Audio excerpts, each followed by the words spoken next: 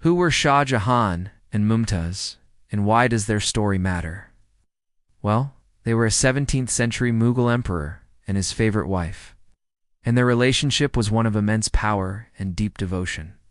The couple first met when Shah Jahan was just a boy, but he didn't marry Mumtaz until he was already the ruler of India. By all accounts, he adored her and showered her with jewels and luxury goods. But Mumtaz wasn't just a trophy wife. She helped him rule, gave birth to 4 of his heirs, and accompanied him on military campaigns. In fact, she was there when the Mughal army captured the fabled peacock throne from their rivals, the Persians.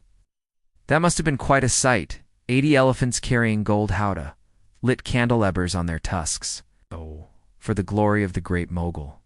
When Mumtaz died in 1631, it was a devastating blow to Shah Jahan, and as a way of coping, he created one of the world's most enduring monuments.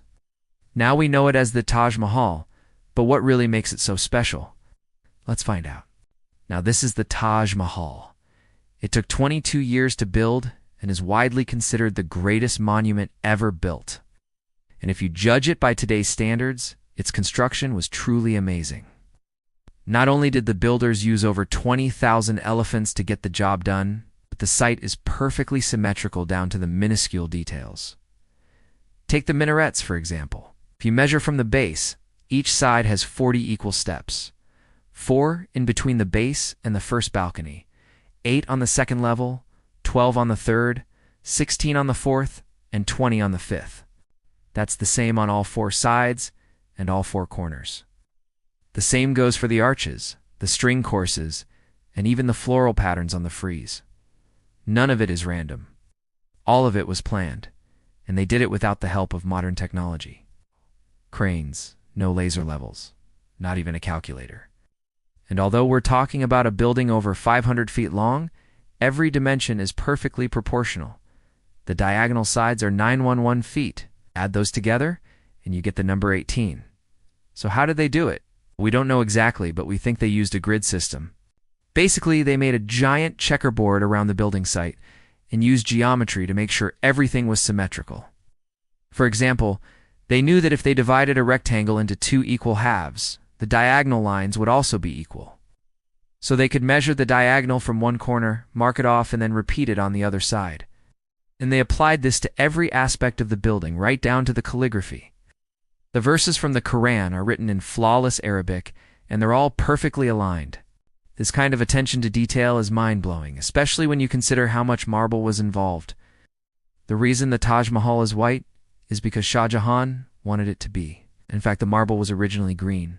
The whole complex was covered with a sticky black tar to preserve it from erosion. But Shah Jahan hated it. He thought it looked dirty. So he ordered it removed and replaced with fresh coats of marble. That's also why the Taj changed colors. When it was first built, it was almost black, but the constant repointing kept the marble looking fresh and clean. Over time, the shade lightened to a creamy white, but after 100 years, it darkened again, and now it's more like beige. The Taj isn't the only thing Shah Jahan built, but it's definitely his most famous. He also built mosques, palaces, and gardens all across northern India. But what really set him apart was his passion for art. He commissioned paintings on every subject imaginable, from portraits to battle scenes to idyllic landscapes. But his personal favorite was a highly stylized version of Mumtaz, dressed as the goddess of the Nile. Did Mumtaz actually cut off her own hands so her wrists would look slimmer? A lot of people believe that, but there's no evidence to support it. What we do know is that she wore distinctive bracelets. They were probably a gift from her husband, and they may have looked like a pair of severed hands. But the idea of her cutting off her own hands is an exaggeration, or maybe a rumor started by her enemies. Another myth is the Black Taj. Some people claim there's a dark, marble mausoleum somewhere in Agra hiding the body of Shah Jahan. And the legend says that if you see the white Taj and the Black Taj at the same time, you'll die within a year. Sounds spooky, doesn't it? Well, there may be something to it. There is a black marble mausoleum in Agra, but it's not the same material as the Taj. It's a completely different type of stone called quartzite. It's harder, denser, and darker. Plus, it's not perfectly symmetrical.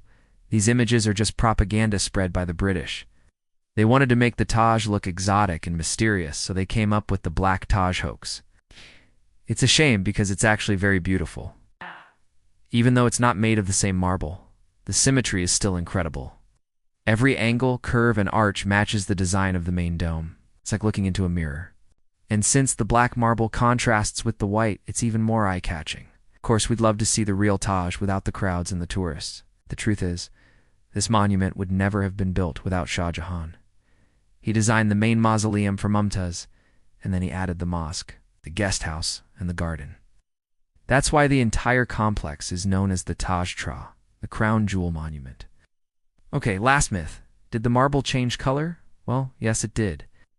The reason is erosion. Over the past 400 years, the marble has absorbed pollutants and minerals from the air.